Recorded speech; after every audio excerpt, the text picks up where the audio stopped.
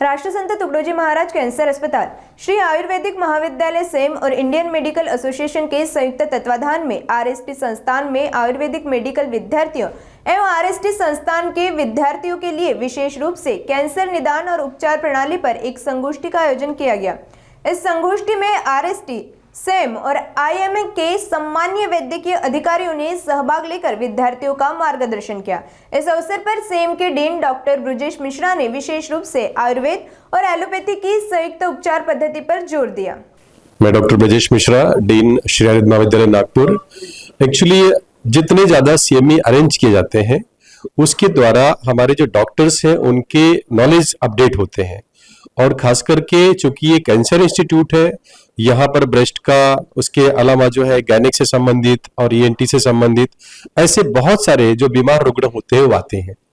तो हमारे आयुर्वेद के विद्यार्थियों का भी कैंसर के बारे में पूर्णतः जानकारी हो, उनको जानकारी होने के साथ साथ वो समाज में जाकर के रुग्णों की सेवा कर सके, इसलिए इस सीएमई के आयोजन के पीछे हमारे विद्यार्थी सतत रूप से प्रयासरत रहते हैं और उनको नॉलेज मिलता है।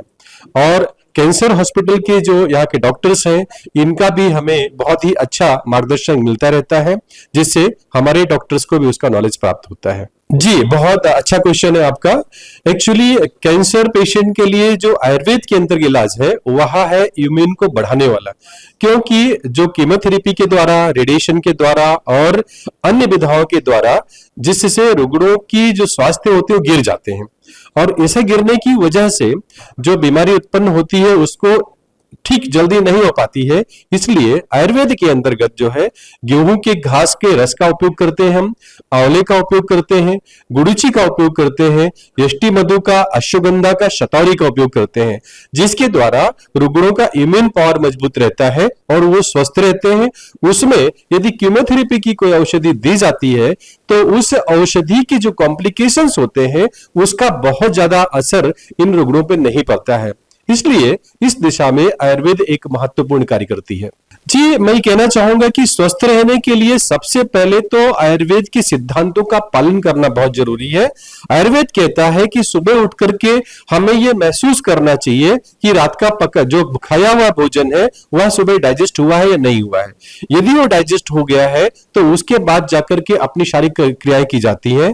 तत्पश्चात सुबह कम से कम 45 मिनट से लेकर के 1 घंटे तक नियमित व्यायाम करना बहुत आवश्यक है। मेडिटेशन करें, प्राणायाम करें, जॉगिंग करें, वॉकिंग करें और साइकिलिंग करें। इससे उनका शरीर पूरी तरह से सुदृढ़ होता है।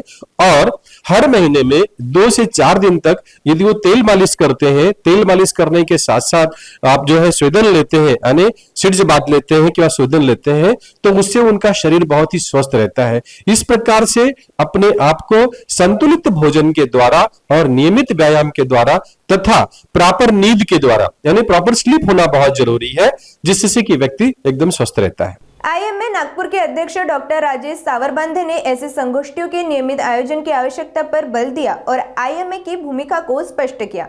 उन्होंने कैंसर के निदान और उपचार को गंभीरता से लेते हुए समय रहते उपचार प्रारंभ करने का संदेश दिया। नमस्कार, मैं doctor Rajesh Savarbandhe, president IMA Nagpur branch. आज यहाँ पर जो सीएमई का प्रावधान किया गया है उसके पीछे का उद्देश्य क्या है और इससे क्या फायदा होगा? एक्चुअली आज हम सब यहाँ राष्ट्र संत तुकडोजी महाराज कैंसर हॉस्पिटल में आए हुए हैं। आज या प्रोग्राम मध्ये Indian medical association, RST cancer hospital आणि श्री आयुर्वेद कॉलेज यांच्या संयुक्त विद्यमाने हा आपण प्रोग्राम अरेंज केलेला आहे। आज कॅन्सर डायग्नोसिस कसं करायचं किंवा कॅन्सरचं स्क्रीनिंग करताना कुठले सिम्पटम्स बघायचे, कुठले त्या आजाराशी संबंधित काय लक्षण असू शकतात आणि तो आजार कसा डायग्नोज करायचा याच्याबद्दल मुलांना आज प्रशिक्षण देतो आहे। आयएमए नागपूर नेहमीच अशा प्रकारचे प्रोग्राम अरेंज करते आणि हे अवेअरनेस प्रोग्राम मध्ये नेहमीच पार्टिसिपेट करून वेगवेगळ्या दुर्धर आजारांवर किंवा वेगवेगळ्या समाजात असलेल्या आजारांवर असे अवेअरनेस प्रोग्राम वेगवेगळ्या संस्थांशी मिळून किंवा वेगवेगळ्या हॉस्पिटलमध्ये जाऊन किंवा वेगवेगळ्या सामाजिक संस्थांसोबत संलग्नित होऊन हे प्रोग्राम आम्ही अरेंज करत असतो। आजच्या या प्रोग्राम मध्ये तेच म्हणजे कॅन्सर, पर्टिक्युलरली आजचा विषय आहे cancer, how to diagnose the cancer.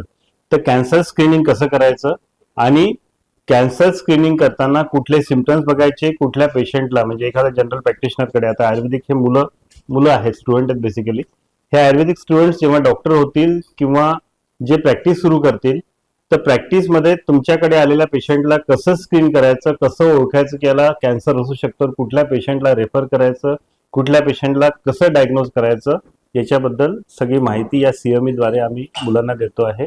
आणि तशा प्रकारचा हा प्रोग्राम एक अवेयरनेस प्रोग्राम म्हणून आज इथे अरेंज केला. वहीं आरएसटी के संयुक्त निदेशक एवं कैंसर विशेषज्ञ डॉक्टर हरीश केला ने संस्था की ओर से किए जा रहे प्रयासों की सराहना की.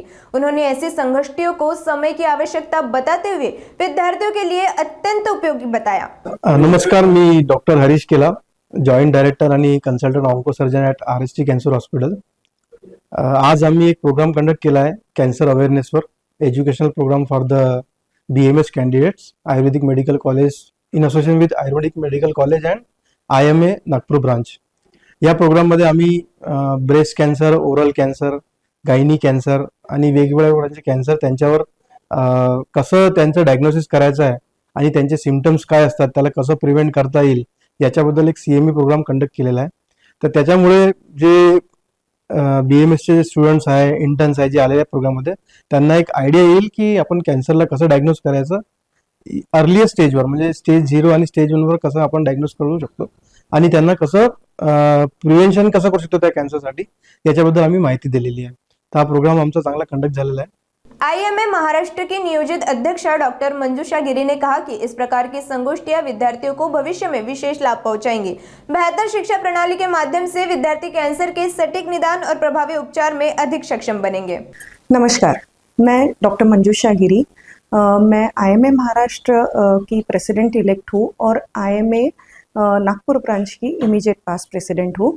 आज Indian medical association Nagpur branch, then RST cancer hospital and research institute Nagpur और श्री आयुर्वेदिक महाविद्यालय नागपुर की तरफ से एक cancer awareness program Shri Ayurvedic Mahavidyalaya के छात्राओं के लिए अरेंज किया गया है. इसमें कैंसर के बारे में जैसे जानकारी देने वाले हैं आपको doctor Rajesh Savarbande, president IMA Nagpur ने बताया ही है, लेकिन इसका फ़ायदा क्या होगा, ये जो स्टूडेंट है आगे चल के प्रैक्टिस में आने वाले हैं और जब ये प्रैक्टिस में आएंगे, जब ये पेशेंट के साथ डील करेंगे, तब इनको पता चलेगा कि लक्षणों की वजह से इनको पता चल सकता है कि ये किस कैंसर के लक्षण है, इसको हम कैसे प्रिवेंट कर सकते हैं, ये इसका स्टेजिंग क्या है और इसका स्टेजिंग के अकॉर्डिंग इसका ट्रीटमेंट क्या होना चाहिए और ये कहाँ पे हमको पेशेंट को रेफ़र करना है, कहाँ पे हमें एक्सपर्ट के पास भेजना है, साथ ही साथ हमें कहाँ पे उसका इलाज कितने हद तक करना है, ये भी इनको पता चलेगा. और साथ में जो आयुर्वेद का जो मेन उद्देश्य है, एक क्वालिटी ऑफ लाइफ हर इंसान को देना है.